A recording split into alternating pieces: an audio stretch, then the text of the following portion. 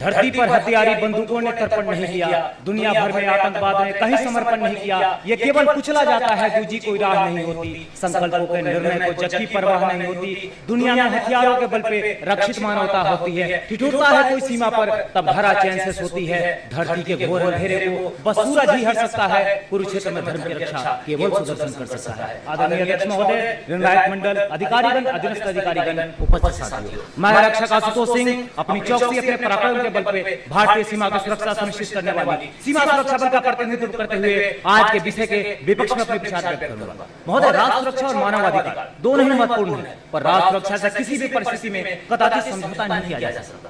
जहां बंदूक की गोलियां और आतंक का साया होता है, वहां आदर्शवाद नहीं वास्तविकता चलती है। उच्च न्यायालय द्वारा 1963 में राम स्वरूप बना भारत संघ मामले में स्पष्ट है कि एक सैनिक के लिए राष्ट्र सुरक्षा ही सर्वोपरि है।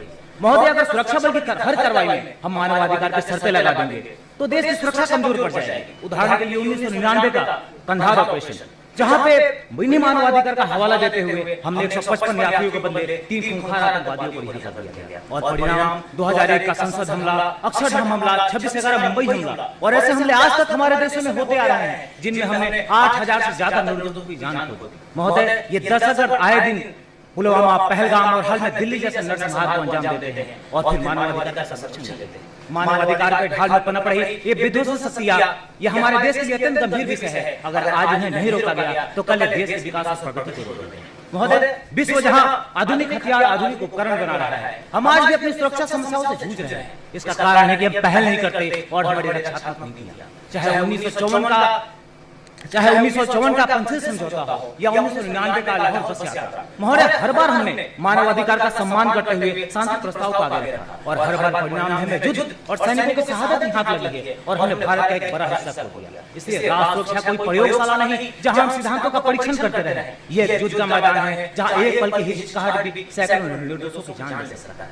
महोदय, एक छोटा राष्ट्र इजराइल जो अपने राष्ट्र सुरक्षा के प्रति इतना सक्रिय है कि विश्व की बड़ी शक्तियां भी उसका लोहा मानती है और हमारे यहाँ जवानों का सर कटते हैं तो सर्जिकल स्ट्राइक, 26 निर्दोष नागरिक मारे जाते हैं तो ऑपरेशन सिंदूर। महोदय, कब तक हम ऐसे अपने लाल खोते रहेंगे और ये दहशतगर्द मानवाधिकार का चोला पहने आजादी से चैन के नींद सोते रहेंगे? इन्हीं दहशतगर्दों की गोलियों से शहीद हुए हजारों सुरक्षा बल के कर्मी, महोदय, उनकी विधवाएं, उनकी माएं, उनके बच्चों का दर्द जानने की कोशिश नहीं किया जाता। हजारों मोमबत्तियां तो जला दी जाती हैं मानवाधिकार के सम्मान में, पर उन शहीदों के घर का हर कोना हमेशा अंधकार में मर जाता है।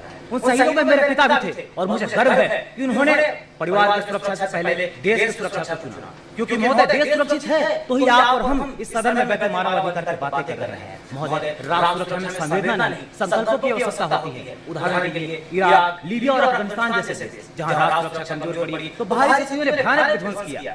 सीरिया, वेनेजुएला, सोमालिया जैसे देश जहां राष्ट्र सुरक्षा कमजोर पड़ी तो भीषण गृह छिड़ा। महोदय, इन देशों में लाखों निर्दोष लोग मारे गए, अधिकार कुछ ले गए, मानवता कुछ ले गई। महोदय, ये प्रमाणित करते हैं कि अधिकार तभी सुरक्षित है जब राष्ट्र सुरक्षित है। इसलिए आज हमें ऐसे नियम अपनाने होंगे जो सैनिकों को आवश्यक प्रोत्साहन और निर्णय की स्वतंत्रता दें। महोदय, यदि राज्य और राष्ट्र सुरक्षित नहीं होंगे तो अधिकारों का संरक्षण भी मात्र विचार बन के रह जाएगा। इतिहास गवाह है 1984 का ऑपरेशन मेघदूत और 27 का ऑपरेशन राजीव, जहां हमने इन नियमों से आगे बढ़ के राष्ट्र सुरक्षा को प्राथमिकता दी और हमने विश्व के सबसे ऊंचे युद्ध के मैदान सियाचिन ग्लेशियर पर विजय हासिल की। महोदय, हमारी ये जीत आज भी हमारे दुश्मन पाकिस्तान और चाइना के सीधे सैन्य संबंध को रोकती थी। हमें समझना होगा, हमने पहल किया तो आज नक्सलवाद 125 जिलों से सिमट के 11 जिलों तक सिमट रह गया। इसलिए महोदय, हमें समझना होगा कि जब भी सैनिक हथियार उठाता है तो मानवता मरती नहीं, उसी पर देश की अस्मिता दोबारा से जीवित होती है। अभी हमारे पक्ष के साथी 1977 युद्ध का उदाहरण ले रहे थे। महोदय, युद्ध के पश्चात सैनिकों का मानवीय व्यवहार उनकी महानता है, पर यह महानता तब सिद्ध हुई जब युद्ध में निर्णायक विजय अर्जित की गई और यह युद्ध से शुरू की एक पहचान है। महोदय, हमें समझना होगा कि अपराधी के मन में कानून के प्रति डर होना की आवश्यक है। स्वयं भगवान श्रीराम ने कहा है कि हे विभीषण, उत्तम थी मंत्रणा आपकी, मनोहर जल्दी को ना पाया। 3 दिवस तो बीत गए, इसने सस्ता ही दिखाया। सागर की ओर बढ़े रघुवर, आंखें दिखती यतिकों को भरी। सागर की ओर बढ़े रघुवर, आंखें दिखती यतिकों को भरी। भय के बिन प्रीति नहीं होती, सज्जनों ने कही बात।